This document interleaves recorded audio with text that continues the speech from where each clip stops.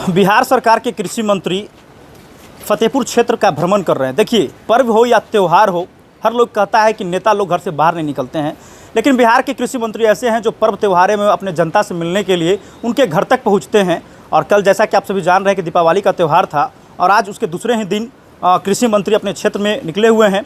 आज उनसे बिहार में विशेष विकास क्या क्या हुआ है उस पर चर्चा किया जाएगा। इसके साथ ही आज सबसे पहले इस पर भी बातचीत होगी कि जीतन राम मांझी के बारे में जिस तरह से माननीय मुख्यमंत्री ने सदन में कहा कि तुम मेरे बुड़बकई से मुख्यमंत्री बन गए हो, काफ़ी मतलब लोगों का, भाजपा के लोगों का कहना है कि बहुत जलील किया गया है जीतन राम मांझी को। इस पर भी जो है वो खास चर्चा किया जाएगा कि आखिर सदन में आप लोग जीतन राम मांझी के बारे में इस तरह से क्यों बोल रहे हैं। मतलब दलित मुख्यमंत्री हैं तो उनको ऐसे बोला जाएगा क्या। सबसे पहले दीपावली की ढेर सारी शुभकामनाएं और स्वागत है, और अच्छा लगा कि आप जो है आज जनता के बीच में घूम रहे हैं। कैसे हैं आप, पहले से बताइए। आज नहीं, हमेशा घूमते रहता हूँ मैं राठौर जी, और आपके माध्यम से पूरे बिहार और अपनी क्षेत्र के जनता सबको दीपावली और छठ की बहुत शुभकामना। एक सवाल है, जीतन राम मांझी और नीतीश कुमार जी में हॉट टॉक हो गया था सदन में, आप भी वहीं शायद बैठे हुए थे। किसी को मुख्यमंत्री बनाना और ये कहना कि मेरे गलती से या फिर मेरे बुड़बकपने के कारण तुम मुख्यमंत्री बन गए, कहाँ तक सही है ये बताइए। देखिए, शब्दकोश का पहले लोगों को ज्ञान होना चाहिए और बिहार के माननीय मुखिया क्या कह रहे हैं उसको समझना चाहिए। माननीय मुख्यमंत्री ने ये कहा कि आपको मैंने चीफ मिनिस्टर बनाया था, और भाजपा के साथियों से मैं ये कह रहा हूँ कि अगर सदन के अंदर मेरे रिजर्वेशन के पक्ष में आप हाथ उठा रहे हैं तो जीतन राम मांझी जी को मैंने अगर मुख्यमंत्री बनाया तो आप इन्हों कहीं का गवर्नर बना दो। लेकिन मांझी जी इतने तेज तरार नेता होने के बावजूद भी, और उनके पुत्र का भी मैं बयान देख रहा हूँ, जरा एक चीज़ बताइए, सदन के अंदर मुख्यमंत्री जी कह रहे थे कि गवर्नर बना दो, और सदन के अंदर मुख्यमंत्री के कहते भर में भाजपा के साथियों ने एक होर्डिंग निकाल लिया, पोस्टर, उसमें ये लिखा हुआ था कि दलित को अपमान करने वाले मुख्यमंत्री हाय हाय। इसका मतलब क्या है कि मांझी जी को पहले से उन लोगों ने समझाया था कि आप कुछ बोलना, हम उसकी तैयारी लेकर के चलेंगे, ठीक है। क्या कि पहले से पोस्टर रखे थे। अब आप कल्पना करिए कि मुख्यमंत्री भाषण दे रहे हों, उसी बीच में वो पोस्टर सदन में आ जाए। ये पूरी की पूरी साजिश थी कि जो रिजर्वेशन मिला लोगों को और जो जातीय जनगणना हुई बिहार में, और उसको जातीय जनगणना के बाद जब रिजर्वेशन का जो है हम लोगों ने मांग किया कि भाई, तेजस्वी जी ने कहा कि जातीय जनगणना के आधार पर रिजर्वेशन अब ले आओ, ये पूरी ज़मीन तक हकीकत आम जन को ना पहुँचे, इसके लिए एक साजिश थी। अच्छा ये बताइए, जीतन राम मांझी को मुख्यमंत्री बनाए, दरभंगा के कहाँ चले गए, और जब निकले तो मंदिर को धो दिया गया। और जीतन राम मांझी महाभारत और रामायण की कुछ चर्चा किए तो लोगों ने कहा कि जीतन राम मांझी का जीभ काट के ले आओ तो 10 लाख इनाम। उनके पुत्र को ये बड़ा अच्छा लगा था क्या कि मेरे बाप का कोई जीभ काट ले और इनाम घोषित हो, उस पर उन्होंने चर्चा नहीं किया। और चर्चा किस बात की कर रहे हैं वो, कि मेरे पिताजी को बेइज्जती की गई। मुख्यमंत्री लालू यादव, शायद उन लोगों को इतिहास मालूम नहीं है, लेकिन मुझे पता है कि जो मांझी समाज के लोग थे उसको अगर सर्वप्रथम मुख्य धारा से किसी ने जोड़ने का अगर प्रयास किया तो वो लालू यादव ने किया। गया से सांसद कौन बनेंगे, एमएलए कौन बनेगा, सारी की सारी चीज़ लालू जी यादव ने जागरूक किया। और अंगुली पे मैं गिना दूंगा कि कितने मुसहर जातियों को लालू जी ने एमएलए बनाया। मांझी जी ने कितने मुसहर को एमएलए बनाया तो बता दीजिए। नहीं, अपने परिवार में ही उन्होंने बनाया ना। तो परिवार को बढ़ावा देना ये कहीं दलित का उत्थान है? हम तो बार बार विनती करते हैं उन लोगों से कि आप कहीं न कहीं साजिश के शिकार हो रहे हैं। प्री प्लानिंग थी पूरी सदन में कि जीतन राम मांझी के नाम पे गेम खेलो और रिजर्वेशन के प्रचार पे पाबंदी लगा दो, ताकि यह रिजर्वेशन की जानकारी आम जन तक, जमीन तक ना पहुँचे। इसके लिए उन्होंने जीतन राम मांझी जी को मोहरा बना दिया। जीतन राम मांझी और नीतीश कुमार, लालू जी, ये सब हम उम्र न हैं। 7 साल का अंतर है, 72 और 79 साल का, 7 साल का कम से कम अंतर है। हम उम्र कैसे कर अब सकते? हमारे साथ विजय यादव बैठे हैं, इधर महेंद्र जी हैं, उधर नगेंद्र जी बैठे तो हम भी साथ में हैं। और आप भी हैं। हाँ, आप पत्रकार हैं, लेकिन हम लोग दोनों मित्र हैं। हाँ, ये भी सही। अगर हम आपको तुम कह दें तो मुझे तो नहीं लगता है कि अगर आप पढ़े लिखे हो तो इस बात का तकलीफ तो सबके सामने सदन में ऐसे बोलिएगा? अच्छा, ये आप खाली पॉजिटिव बात कर रहे हैं, ये भी तो कहिए कि तुम ही नहीं बोले हैं, तुम मेरे बुड़बकई के कारण जो है मुख्यमंत्री बन गए, ये भी बोला गया है। ऐसा नहीं, मूर्खता के कारण बोला गया है। उन्होंने ये कहा सदन में, उन्होंने पहले मांग रखा कि अगर मैं मुख्यमंत्री आपको बनाया हूं और आप जिसके साथ गए हो अगर वो दलितों का हितैषी है तो आपको गवर्नर बना दें। इतना मुख्यमंत्री का मांग शुरू हुआ कि भाजपा के साथी ने आपा खो दिया। उनको लगा कि ये मुख्यमंत्री क्या कह रहे हैं, दलित का बेटा गवर्नर बनेगा। फिर मुख्यमंत्री जो है नई चाल खेल रहे हैं। मुख्यमंत्री ने कहा, मैं वहीं पे था ना, बिल्कुल। मुख्यमंत्री ने कहा कि अरे मैं अगर बना दिया मुख्यमंत्री, हमारी मूर्खता थी ना, तभी ना तुम भाग गए। अगर भाग गए तो भाजपा के साथ ही इनको गवर्नर बना दो, ये तो कहा उन्होंने। ये कहा उन्होंने। लेकिन असलियत को समझिए। संतोष जी भी हमारे मित्र हैं, ज्योति जी भी हमारी बहन है, जीतन राम मांझी जी हमारे अभिभावक हैं, लेकिन उनको ये समझना पड़ेगा कि आखिर इस तरह का हमला आपको मोहरा बना के क्यों हो रहा है। आखिर सदन के अंदर आपके बोलते भर में 1 सेकंड में वो पर्ची कहाँ से लहराने लगे कि मांझी जी की बेइज्जती जो है सुबह, हाय हाय, ये आया कहाँ से पर्ची? सब प्री प्लानिंग था। अगर नहीं होता तो जीतन राम मांझी की पार्टी आज दलितों की रिजर्वेशन को बारी बारी से बताते।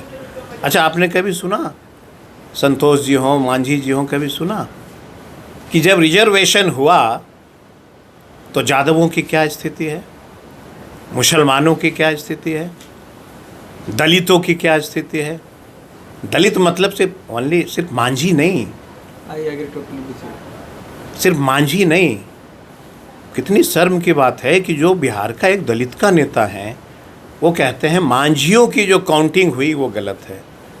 आप ये भी कह सकते थे पासवानों का गलत है, चौधरी का गलत है, रविदास का गलत है, ये सब बोलना चाहिए ना। दलित के हितैषी अगर आप हैं तो।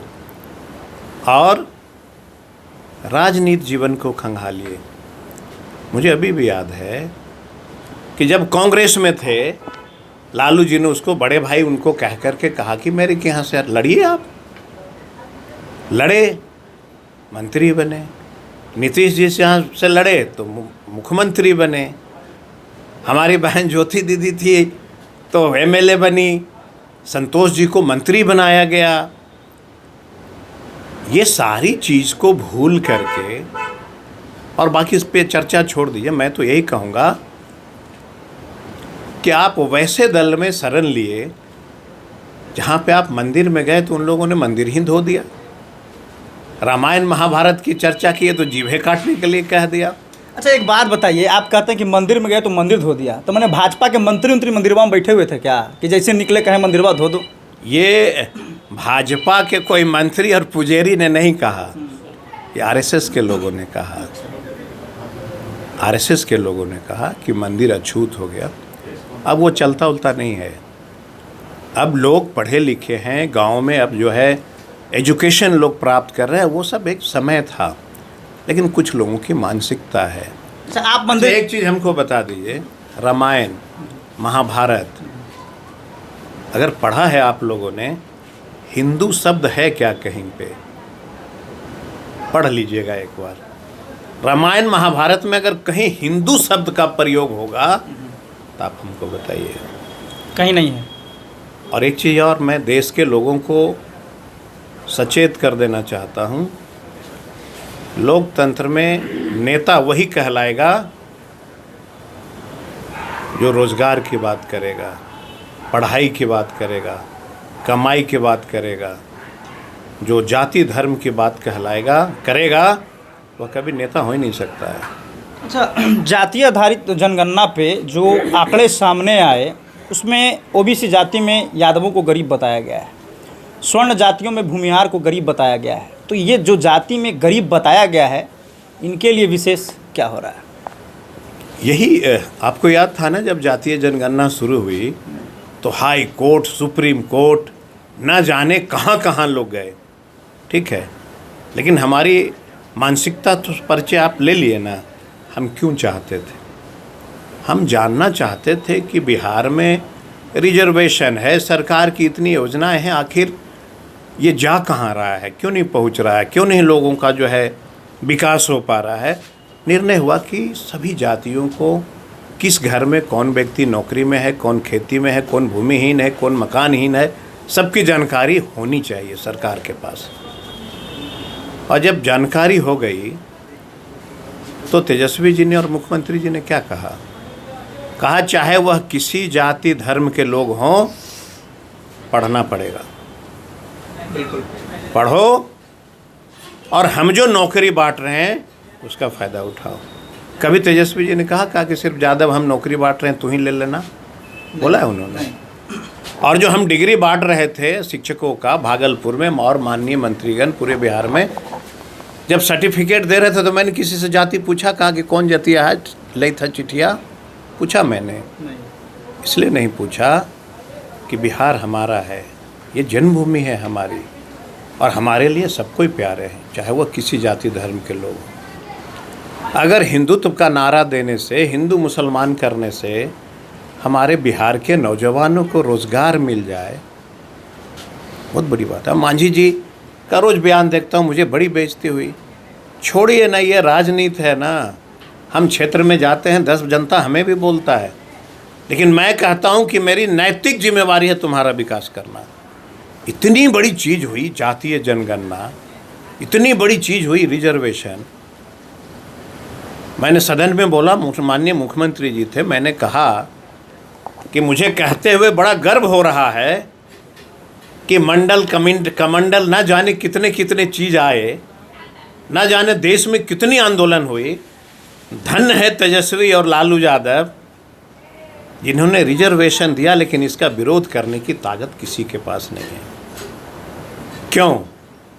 इसलिए नहीं है कि सभी जाति धर्मों को मैंने बराबर की हिस्सेदारी माना। जो लोग समझते हैं रिजर्वेशन के बारे में, रिजर्वेशन आरक्षण, हम उनको ये बता देना चाहते हैं कि ये कोई पैसा नहीं है। बस यही है कि जो पत्रकार समर राठौर हैं, इनके बराबर में कोई दलित का बेटा, यादव का बेटा, पिछड़ा का बेटा, सभी जाति समाज का बेटा आपके तरफ पत्रकार हो जाए। अब जितने पत्रकार बिहार में आग मत, मैंने क्या कहिएगा उसको, धमाल मचाए हुए थे, गड़बड़ हो गया, बीपीएससी गड़बड़ हो गया। और जब मैंने जानकारी लिया कि पत्रकारों का परिवार हुआ कि नहीं नौकरी में, 90% बिहार के पत्रकारों का कोई ना कोई परिवार नौकरी में हुआ है। हाँ। नौकरियाँ ले लीजिएगा, लेकिन धमाल मचाना नहीं छोड़िएगा। आरोप जब भाजपा के लोग कर रहे थे कि बड़ी फर्जीवाड़ा हुआ है, कई लोग बता रहे थे कि मेरा जो है वो स्टेट फाइनल नहीं हुआ और हम ये कर लिए। लोग फर्जीवाड़ा नहीं करेंगे तो क्या करेंगे? कार्रवाई भी हुई है, उन पर नोटिस भी गया है कि आप कितना दिन मंदिर मस्जिद के नाम पे लोगों को बेवकूफ़ बनाते रहिएगा। अब सब यूथ जो है ना बिहार का, वो रोज़गार खोज रहा है, नौकरी खोज रहा है। माँ बाप इतना मेहनत से पढ़ाते हैं कि बेटा मेरा नौकरी ले ले, तो चाहिए ना नौकरी। अच्छा, 1,20,000 लोगों को नियुक्ति पत्र बटा, बड़ा क्रेडिट ले रहे थे आप, अलगे क्रेडिट ले रहे हैं राजद के लोग, जदयू वाले अलगे क्रेडिट ले रहे हैं, तेजस्वी यादव के लोग अलगे जुड़वा रहे हैं कि 10 लाख नौकरी में इतना नौकरी मिल गया। ये असल में क्रेडिट किसको जा रहा है? ये भाजपा के लोग भी बता रहे थे इस पर। हम हैं आरजेडी, हमने बोला, और कोई भाई मेरा है जेडीयू, उसने बोला, कोई भाई मेरा है कांग्रेस, उसने बोला, ठीक है। और सबका बतिया एक साथ मुट्ठी बांध लीजिए तो महागठबंधन हो गया। हो गया ना। तो अपनी अपनी भाषा में सब लोग बोलते हैं और जब मुट्ठी बांधते हैं तो ताकतवर हो जाते हैं। तो उसको पत्रकार लोग क्या दिखा देते हैं, कांग्रेस ने ऐसा बोला, भाजपा ने ऐसा बोला, जेडीयू। अरे भैया मुठिया न बांधिए। अच्छा, तब पत्रकार पर तो आप सवाल खड़ा कर दिए, तो आप लोग भी जब बोलते हैं तो काहे नहीं कहते हैं महागठबंधन की सरकार में, आप कहते हैं राजद के सरकार में, तो आपकी भी तो गलती है यहाँ पे। जो व्यक्ति जिस दल से मंझे रहते हैं ना उसकी भाषा बोलते रहते हैं। मैंने तो कहा मुख्यमंत्री और उप मुख्यमंत्री, हम तो मांझी जी को भी कितना सम्मान दिया, अभिभावक हैं, पुराने लीडर हैं, लेकिन तकलीफ उनके बच्चों को होगा कि नहीं। हम लोग तो उनके बेटे समान ही है ना। हल्ला किस चीज़ में करना था, दलित जागो, रिजर्वेशन मिला है, पढ़ो, नौकरी पाओ। हल्ला क्या कर रहे हैं, बेइज्जती हो गई। काहे का बेइज्जती हो गई। हमको 20 सड़क पे फांसी लटका दीजिए, तब भी हम नहीं बोलेंगे कि हमारी मौत हो गई। हम बोलेंगे रिजर्वेशन मिला, जागो, यही बोलूँगा। हाँ, क्या कहना चाहेंगे बिहार के तमाम दलित भाइयों को? हम तो सिर्फ दलित ही नहीं, हम सभी जाति धर्मों के लोग को ये जरूर आगाह करेंगे कि कुछ लोग धर्म के नाम पे जो लगे हैं बांटने, उसकी बातों पे ध्यान मत देना। और जो महागठबंधन की सरकार, मुख्यमंत्री, उप मुख्यमंत्री, सब लोग जो नौकरियां बांट रहे हैं, बिजली हमने दे दिया, सड़क पुल हमने दे ही दिया, कॉलेज स्कूल दे दिया, पढ़िए, मन लगा के पढ़िए और जैसे जैसे वैकेंसी आती है चुपचाप नौकरी ले लीजिए। ये तो धरती है, हम और आप रहेंगे नहीं रहेंगे कौन जानता है, धरती तो रहेगी। तो नाम किसका होगा? पूर्वज जो है यही कहेंगे ना कि नीतीश और तेजस्वी जी के सरकार ने जो है हमारे बेटों को नौकरी दिया था, ये कहेंगे। रिजर्वेशन में मांझी समाज की क्या स्थिति है उसकी चर्चा नहीं हो रही है। नौकरी कितने लोग ले पाए उसकी चर्चा नहीं हो रही है। तो जब आंकड़ा देखा, बड़ा सपना था तेजस्वी जी का कि जातीय, हम विपक्ष में थे तो आप लोगों ने देखा होगा लगातार लड़ते थे। और मुख्यमंत्री जी ने कहा भाजपा के साथियों से कि मेरा रिजर्वेशन का समर्थन कर रहे हो, ठीक है, और जातीय जनगणना का समर्थन कर रहे हो, और जब स्पेशल पैकेज मांगते हैं तो भाग खड़े होते हो। तो फिर समर्थन काहे का? जातीय जनगणना हमने करके बता दिया कि मेरी स्थिति क्या है बिहार में, और अगर आप समर्थन में हैं तो आपकी सरकार वहाँ पे है, हमको मदद करा दो ताकि उन लोगों के जीवन में हम सुधार ले आए, है ना, हम लोग मांग रहे थे। तो ये तीन चीज़ जैसे ही मुख्यमंत्री ने मांगा, देखिए कितना सातिर है लोग। ये तीनों चीज़ जो है पब्लिक के पास नहीं पहुँचे, इसके चलते मांझी एपिसोड ले आए। सातिर लोग हैं। मतलब मानते हैं कि भाजपा के लोगों को खाली ये मुद्दा चाहिए, कंट्रोवर्सी करने का चाहिए। इधर संतोष मांझी कह रहे हैं कि नीतीश जी का दिमाग बाउंस कर गया है। संतोष जी जितना समझ है उतना बोलेंगे। हम तो उनको यही आग्रह करेंगे कि हमको और आपको, जिस परिवार से बिलोंग करते थे, आपको हमको पब्लिक ने जहां पहुंचाया है उसके लिए काम करिए। जनता मालिक होता है, उसके लिए काम करिएगा तो जनता सदैव आपको वहाँ तक पहुँचाएगा। अच्छा, भाजपा के लोगों ने आज तक उनके लिए एकाध वो कुछ किया है तो बताइए, एक चीज़ खाली बता दीजिए। कांग्रेस से मांझी जी बने एमएलए, आरजेडी से बने एमएलए, जेडीयू से बने एमएलए, हम से बने एमएलए, संतोष जी आरजेडी से बने एमएलए। भाजपा से क्या बने आज तक? भाजपा से एक प्रखंड अध्यक्ष भी बन पाए क्या? तो क्या चाहते हैं, प्रखंड अध्यक्ष बना दिया जाए क्या? जरा बता दीजिए हमको। आज तक उनका कोई परिवार में भाजपा से प्रखंड अध्यक्ष भी बने नहीं, न बने नहीं। उनका सजिशवा समझना न पड़ेगा। खाली यूज़ कर रहा है, उन लोग साजिश रच रहा है। और जीतन राम मांझी समझ नहीं रहे। चचा हैं, हम तो जाने वाले हैं, जाके हम बात करेंगे कि काई सवाल जाल के फेरा में आप फंस गए हैं। काम करिए हम लोग सब मिलकर दलितों के लिए। कौन क्या बोलता है उससे हमें क्या मतलब है? अच्छा, जब रूठ के जा रहे थे आप लोग से अलग, तो काहे नहीं मनाने गए थे उस समय? हाँ जी, कभी रूठते नहीं हैं। तो काहे चल गए छोड़ के? वो जैसे ही निकले, आप नहीं मने उस फुटेज होगा, भाजपा का 2 MLA ही हाथ पकड़ लिया, 2 MLA से वो पकड़ लिया और सीधे पत्रकार के टेबल पे खड़ा कर दिया ले जाके। तो जाना भी नहीं चाह रहे थे बेचारे, जबरदस्ती लेके चल गए, दोनों तरफ से हाथ पकड़ के वहाँ टेबल पे पहुँचा दिया जीतन राम मांझी को। मांझी जी, चलिए मेरे पास, चलिए बोलिए। अब समझ लीजिए कि नीतीश जी कुछ बोल ही रहे हैं, अब मांझी उधर से जो है मांझी जी कुछ बोल रहे हैं, तब तक सदन में पर्चा लहर रहा है कि दलित अपमान बंद करो। पर्चवा आ कहाँ से गया? इसका मतलब है कि मांझी जी बेचारे सीधे साधे आदमी हैं, उनको घरवा में जाके रतिया को लोग कुछ बोला होगा, ये समझ नहीं पाए असली बतिया, और उन लोग पूरा इतना पर्ची छपा के सदन में ले आया।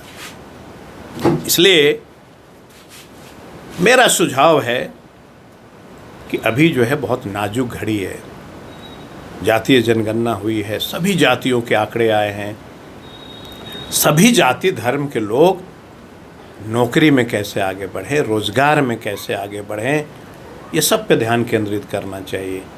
और मांझी जी के परिवार को लालू जी और नीतीश जी ने जो आज दिया है, इसलिए वो जीतन राम मांझी, संतोष मांझी कहला रहे हैं। जब भाजपा कुछ दे देगा तो देखा जाएगा, फिर हमारा जितना सेवा था सब भूल जाइएगा। जब वो कुछ दे देगा तो हम लोगों ने जो सेवा किया था, हमारे दल ने, नीतीश जी ने, उस सबको भुला दीजिएगा। तो दुनिया का नेचर ही यही है, उस समय भुलाइएगा। अभी कम से कम याद रख के जो जातीय जनगणना हुआ है उसमें हम, मतलब हम पार्टी और हम सब, हम लोग मिल करके दलित, पिछड़ों, सभी जाति धर्म में जो गरीब है उसके लिए काम करना चाहिए। काम करिए।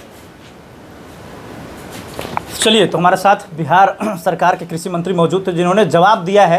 उन्होंने स्पष्ट रूप से कहा है कि भाजपा के लोग जीतन राम मांझी को बरगला रहे हैं। देखिए, ये इन्होंने साफ तौर पे आरोप भी लगाया है कि एक प्री प्लानिंग के तहत लोग सदन में आए थे, और जैसे ही बात जब मुख्यमंत्री और जीतन राम मांझी में हुई तो पर्चा निकल कर लहराने लगे कि दलितों के साथ अत्याचार हो रहा है, दलितों को जो है बेइज्जती किया गया है। तो बाकी कैसा लगा आपको इनकी बातों को सुनकर कमेंट बॉक्स में जरूर बताइएगा। धन्यवाद। जेके न्यूज़ 24/7 के लिए मैं सुमन राठौर, गया से।